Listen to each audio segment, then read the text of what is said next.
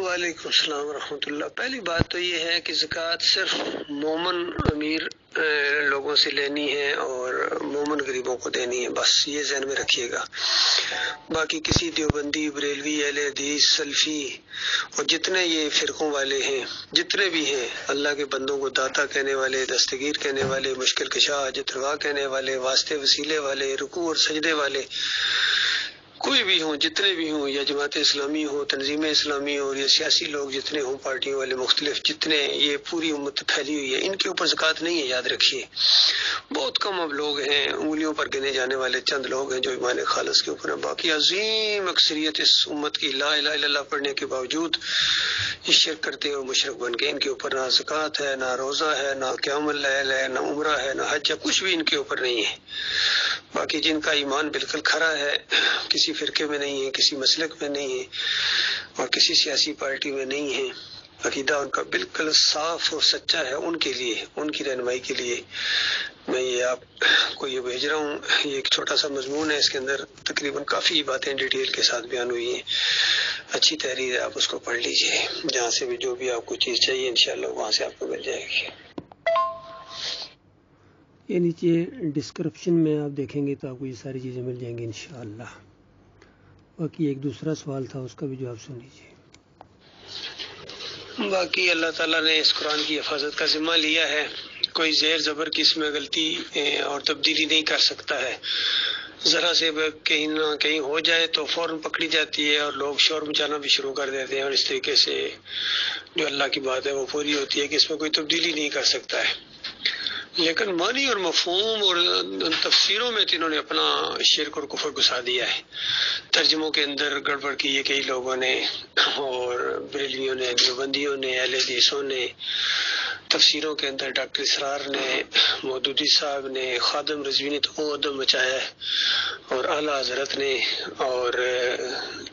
طاہر القادری نے، تقی عثمانی نے،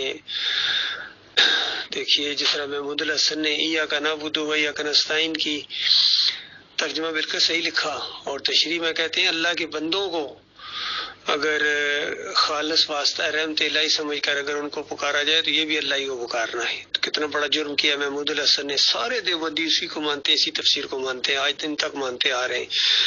یہ پہلا فارغ التحصیل جو دیوبند سے نکلا ہے، یہ قاسم نانوتوی کا شاگرد رشید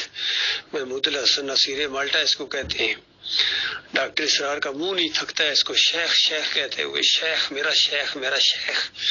اور شیخ نے وہ کفر گھولا ہے، اپنی پہلی صفحے کے اوپر توحید کی آیت کو شرک میں بدلی کر دیا، اور سارے اس کو مانتے ہیں آج دن تک، یہ سب پرنٹنگ کرا رہے ہیں اسی کو، تقی عثمانی،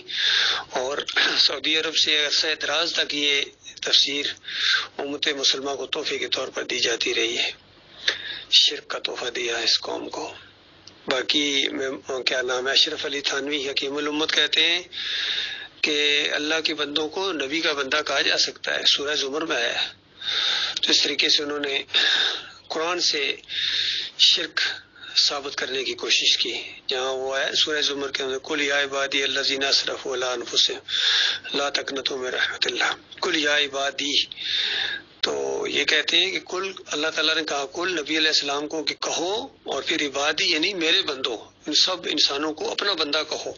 حالانکہ وہاں ترجمہ صاف اس انداز سے بنتا ہے کہ کل یا عبادی، کہو میرے بندوں کو، میرے بندوں کو۔ پورا قرآن اللہ نے بھر دیا کہ ہم اللہ کے بندے ہیں، اور یہاں اس آیت سے وہ نکال لیا انہوں نے، جن کو نبی کا بندہ بننے کا شوق ہے ان کو اس میں شوق پورا ہوا۔ اسی طرح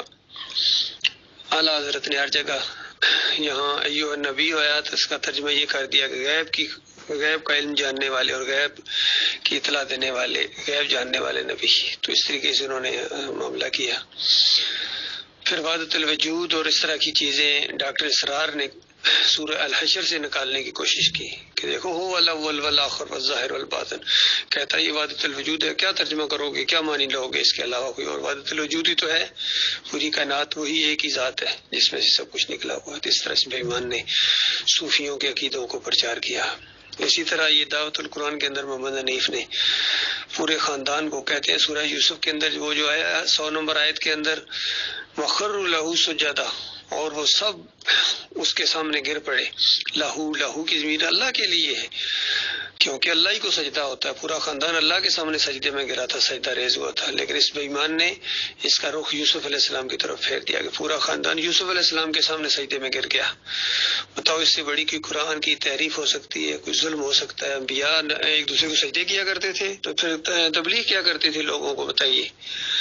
تو اس طرح ہر ایک کو جیسا موقع ملتا گیا ہے، انہوں نے قرآن کے اندر اس طریقے سے تفسیروں کے اندر شرک بھر دیا ان بے ایمانوں نے۔ اللہ تعالیٰ ان کی فتنے فریب سے اپنی پناہ میں رکھے۔ آمین۔